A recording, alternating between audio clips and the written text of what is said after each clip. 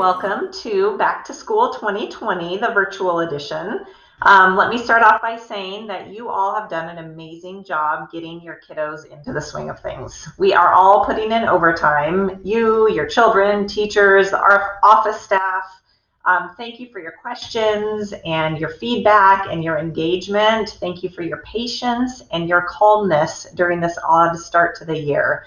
I actually came across something the other day that I wanted to take a minute to read out loud to you because it really sums up how I feel and how I hope that you feel right now too. So it says, look at how much you have already managed to adapt to. Look how resilient you have already been. There is no right way to respond to this because it's never, ever happened before. Give yourself some credit. There's no one in the world who has figured this out yet. So it's absolutely okay if you don't either. So try to keep a piece of that with you. I know these times are challenging, and just try to hold on to that idea that it's okay if you haven't figured it all out yet. I don't know anybody who has. I can speak for all of our staff members when I say that we want nothing more than to be back safely with our students. It's wonderful that I can hop onto Google Meets on a daily basis and pop into classrooms, but it sure does not beat seeing the students in person. So thank you for tuning in to our virtual Back to School. I have a couple of things that I want to share with you, and then I'll turn it over to your child's teacher. So attached to the message that had this video in it is also a form where you can ask questions. Please use that form. I will get back to you by Friday, and each teacher will also have their own form available. So you'll be able to ask them questions in that method as well, and they too will respond by Friday. Okay, so first off, a little bit about myself. I have been in LuCMR for a little over 20 years. I taught first grade, third grade, and fourth grade. And I most recently was working in the curriculum department where I actually got to work with all of the elementary schools in our area, and I learned a lot doing that. I'm super excited that I landed here at Grover Heights. It is a wonderful place to be, as most of you already know because you are returning students. My motto is both a question, what is best for students? And it's also a statement, what is best for students? So every decision we make here at Grover Heights is made through that lens of putting students first. Building connections is really, really important to me. Since I cannot do that in person, I am relying on connecting via email, Parent Square, Google Meets, the telephone. I appreciate all of the questions you have been asking and the feedback you have been giving. We've really made use of that and made changes and are continuing to make changes due to the feedback. So thank you for that. I'll be holding regular check-ins. I'm calling them parent principal coffees. Weekly for the month of September, and then probably monthly after that. We'll just see how things go. I'll be able to use this opportunity to give you any updates, answer any questions. I'll record these and put them on Parent Square so that if you can't attend, you can still see what we're talking about. So again, that form that I mentioned, there's a space for you to indicate your availability and whether or not you would be attending one of those meetings. And so please respond on that form. That'll help me schedule them, find a time where most people can join. Okay, on to some general school information. I wanted to give you a quick update on the social emotional component of distance learning. As you know, students in general might be struggling now more than ever with connecting with others.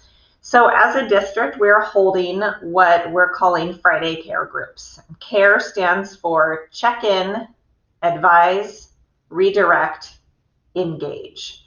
So this Friday Care meeting time allows teachers to focus on critical skills to help students build resilience during distance learning. We ask the students to rate their feelings on a simple scale, and that information helps the teacher know if anybody needs a little extra help. So TK through third grade students are learning about that scale for these first few weeks. If you are a parent of a 4th through 6th grade student, ask your child what the scale is. Ask them what the different colors are and what feelings are associated with those colors. and definitely start that conversation with your children. So these meetings are not counseling sessions. They're more like an advisory class at the middle or the high school level. Students are in smaller groups of 20 or fewer, and they have time to connect with one another. They have time to connect with their teacher. They learn some different strategies and skills that will help them during this time. If students do ask for help, or if they do indicate that a counseling session might be helpful, then all the regular procedures, including asking for parent permission to engage a student in counseling, all of those regular procedures are followed. Our care meetings at Grover Heights are every Friday from either 9 to 9:30 or from 9:30 to 10. So if you're not sure which group your child is in, definitely reach out to their teacher.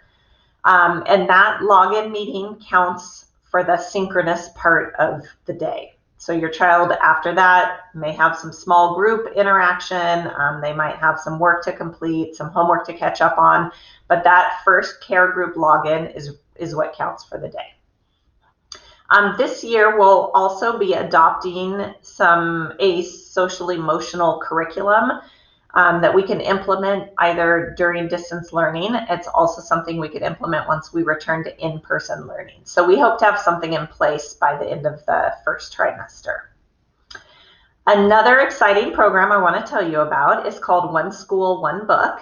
And the goal of this program is to help foster a love of reading, to build community, to increase literacy. It's a really fun way to do all of those things. So the basic idea is that each family in the school receives a copy of the same book, and we read it together.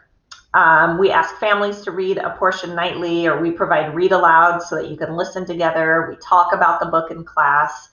Siblings are reading the same book. Little buddies, big buddies are reading the same book. Staff members are all reading the same book. So as you can imagine, this can prompt some wonderful conversations about what everyone's reading, whether you're in kindergarten, 6th grade, anywhere in between, whether you're the adult involved. It's a really fun way to get connected. So we're planning on starting One School, One Book in the fall, but don't worry, we're not rushing into it. We know everyone needs some time to get settled. And speaking of reading, we are very excited that we will soon have the chance to let students check out books from our very own Grover Heights Library. And here's Miss Jackie to give you a sneak peek of what's to come. Hi, Grover Heights families. This is Mrs. Jackie in the library, and I'm just here to show you a little bit about accessing our library online. Here I am on the Grover Heights Elementary School website. If you hover over Academics here and then scroll down to Library Media Center and click on that, that will take you to our library page. There's lots of fun stuff on this page. There's pictures of the kids. We also have links over here on the right, information about box tops, which has changed this year. Also read alouds here. This is picture books and chapter books that we've been recording and reading and recording online. So that's the link there. And there's also a link here that will send you to our Grover Heights Library collection. And there will be another video on that coming out soon with more information. So bye for now. You can go ahead and click on that link and check it out now. We will be sending out some more directions next week, but you are welcome to check out the link a little bit later on after all the videos. Okay, so I wanted to also let you know about our supply pickup plan. We are adjusting as we go, and right now we're planning on having supplies available for pickup the first and the third Friday of the month. So these would be maybe if your child's teacher has some math workbook for them to pick up, or if they need some extra paper or something like that, they would have that put together for pickup. So we'll have the supplies out on the tables from 10:30 to 3:30. The first and the third Friday of the month, and your teacher will notify you if you have supplies to pick up. Not all classes will have things that they need to get picked up. So this Friday, September 4th, will be our first pickup day, and actually this Friday we'll be out there until 5 o'clock. So come by anytime between 10:30 and 5 if your teacher has supplies for you. We'll have everything set up on the grass, and please practice social distancing when you pick up your supplies. All right, moving along to attendance, and we are almost finished. Attendance continues to be just as important during distance learning. If your child is sick, please call the office and let us know. You can email a picture of the doctor's note if you have a doctor's note. If you are experiencing internet or power issues, then please let your child's teacher know right away. You can also let the office know because it might be something that we can help with. All right, one very last thing, please join our Grover Heights PTA. A video went out last week that talked about how to join and why you should join. So this is a great group of people committed to the students, and they have some vacancies on their board that they need to fill. So please consider, please definitely join as a member and consider joining, running for one of the board spots if you are interested. Okay, I am now going to turn everything over to your child's teacher. Thank you for checking in. Please make sure you fill out that form if you have any questions. If you need anything, please don't hesitate to contact us in the office. We are here to help and support however we can. So thank you so much. Have a wonderful rest of your time. Hi families, and welcome to Back to School Night 2020 style. This is Miss Class.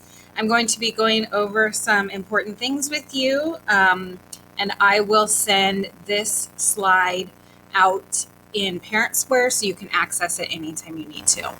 So again, my name is Brienne Class. This is my email right here. So if you need to reach out to me, if you want to talk on the phone or through a meet or just have a quick question, email me.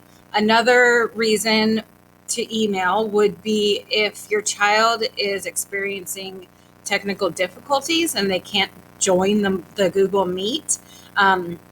Just send me an email and let me know that you're having connection issues, so I know that they are on and I can mark them present for the day.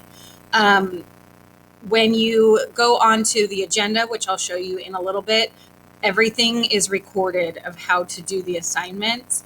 And so they will be able to watch the video and then do the assignment if they can't get on the Meet. All right, so rules and expectations. This I shared with students. And this is for students. So we say to be prepared.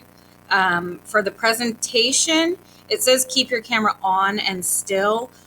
If that is a parent's choice to not have your child's camera on, that's completely up to you. But it is nice for me and easier for me to see when they have a question or if they're looking confused if they do have their camera on. The students are really good about knowing to stay on mute. They have some chat time in the beginning of each meeting. There's a timer that's on the screen, and that's a time that I am on and I can hear them, but I just let them chat with each other. And then when the timer goes off, they all mute their screens and they're ready to learn. So they've been doing a really good job with that. Participation, I want them to pay attention and be focused. One thing that I've been noticing is when students are eating during the meets, they are not fully focused. And so I understand that things come up and they have to maybe eat during that time, but I ask that if you could just try your best to have them eat before the meets or during those break times that we have. That is really helpful for the students to be paying attention. Be respectful. Students they've been really awesome these last couple weeks, just really helping each other out. If somebody feels frustrated, I'll have students that unmute their screens and they say, that's okay, I can help you. And they love to help each other. So I've been really proud of them for that. And then signals that we use, they ask if they have a question, they raise their hand, and then we do thumbs up and thumbs down. And they've been really good with that too. Consequences, I will give a reminder. I will give a warning. This is if students, say, are messing around on the computer, making faces, trying to distract others, then I might reach out and say, I need you to stop doing that. I haven't had to yet, but if somebody needs to talk with me during a break, I might ask them to join the meeting with just me. So so that student and I can talk about behavior. I have on there writing a letter to your parents. That would be, if it's just day after day, or, if there's just a really big distraction that I think they need to let you know that they haven't been the most focused. Loss of privilege or fun activity, that would be a severe consequence. I really do not like taking fun things away from the students, especially during distance learning time. I have it on there just so they know that they need to be serious about this and treat it like regular school. But that's really a last resort for me, is to take anything fun away. And then a parent discussion. So there might be a time where I need to meet with the parents to talk about a student's behavior. Okay, but hopefully I won't have to use anything beyond a reminder or warning. And so far I haven't. So the students have been really good. Okay, parent expectations. These I sent home in the yellow folder. Create a space for your child that's free from distraction, pets, siblings, etc. I know that everyone's house situation is different, and so it seems like the students have been in really good spots. So thank you for setting that up for them. Make sure your child has his or her supplies ready to start the day. If your child needs to go to a different house, a grandparent's house or whatever for the day, please send them with their box, because every day we will be using the supplies in that box. If you need to speak with me, please email me and I'll set up a time. I do not want parents jumping onto the class meetings and asking questions during that time. I do want to, hold on, I need to move around to get my lights back on. Okay. I do want students to feel comfortable with reaching out with their own questions. So maybe, if you are hearing them having difficulty with something, of course, encourage them to unmute their mics and ask me. But I want to get to that point where they know that they can ask me when they need help. Keep a positive attitude when it comes to distance learning. We're all in this together. I know that technology can and has been frustrating for some parents. Children are getting booted off the meetings and all that. So I've been talking with your child about breathing techniques and how to calm ourselves down when we're feeling frustrated.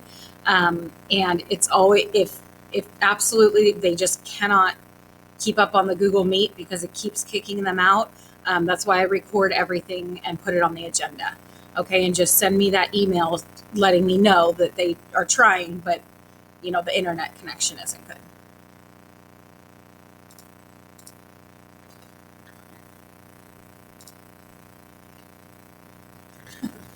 Sorry. There we go. Okay. Student rewards. So I have set up a prize room for the students to earn rewards. So the way this works is I have a little tally sheet each day with the students' names on them. And when they join a meet, I give them a coin. And I just do that by tally. If they help another student out with something, I give them a coin. If they are working one-on-one with me and they're getting frustrated, but they work real hard and persevere through that, I'll say, thank you, I'm giving you a coin for working so hard. So those are reasons they can get coins. There's a coin bank on Google Classroom. And the way this is set up is I gave every student a class number, and they wrote this number on their name tag. And they can look up their number and see how many coins they have.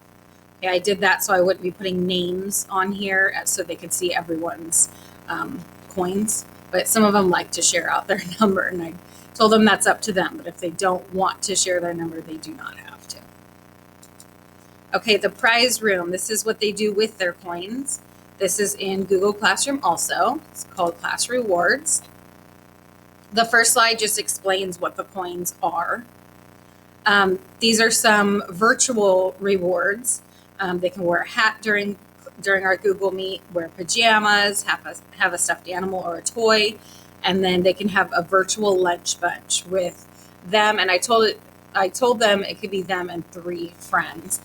The lunch bunch will just be a private session with those 4 friends, and then I will be on there. I'll be muted and have my camera off, just so I can monitor, but they can eat lunch together and chat.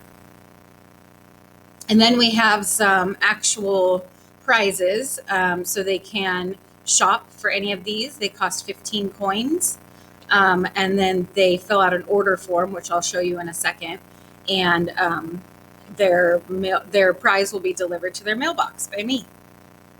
And then we have some for 25 coins, and then we have some for 30 coins. Okay, this is the prize order form. I have already had a couple students buy prizes, and after school I dropped them off in the student's mailbox. Okay, so they just type in their name, they say what prize they want to buy and how much it costs, and then I can get them their prize. Okay, daily schedule. So I'm going to show you an agenda that will be Monday through Thursdays will look like this. So we'll always start with a live morning meeting, and we'll move into a live math session. And then we'll have some independent work, math work here. And then we have a live language arts lesson. I have been starting to pull students for testing and reading. So I'm meeting with them individually, but eventually when I get them into reading groups, I'll be meeting with small groups during that time. And they'll have their independent work, and they'll have lunch for 40 minutes, lunch and playtime. And then I always do a read aloud. We're reading Charlotte's Web right now, and then we'll move into writing on 2 days a week, and the other 2 days are just writing catch-up work. And or Tuesdays we have library with Miss Jackie, and Thursday we have PE. Okay, and then down here will be all the assignments that they need to have done. Previously, I was putting it under Monday, Tuesday, Wednesday, but a lot of it was repetitive. And so we decided to put it by subject. So everything that they need to have done will accumulate throughout the week down here. On Friday, it will look a little bit different.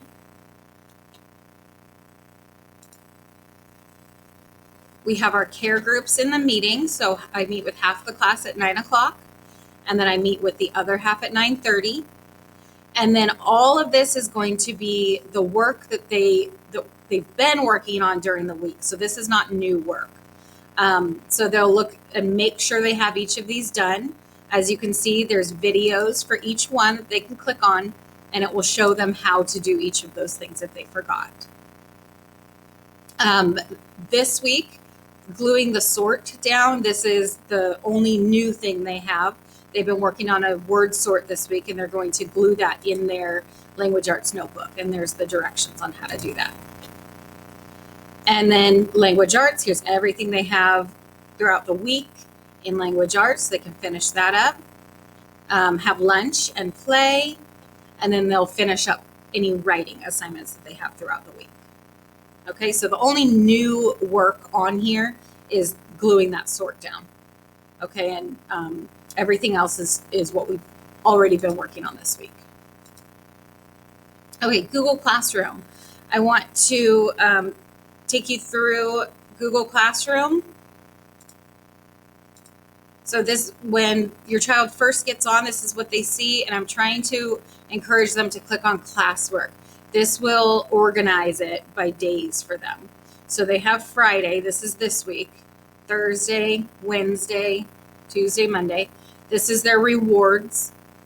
Here are early finisher activities. And I tell the students they can play any of these, but they need to make sure they have their work finished first. Here's some how-to resources. So I have how to take a picture and turn in your work, how a student can email the teacher. Here's the rules and expectations, and then here's previous weeks. So at the end of today, I'll make a whole weekly folder for this week. Okay, so that's how you can navigate through, oops, that scared me, through Google Classroom.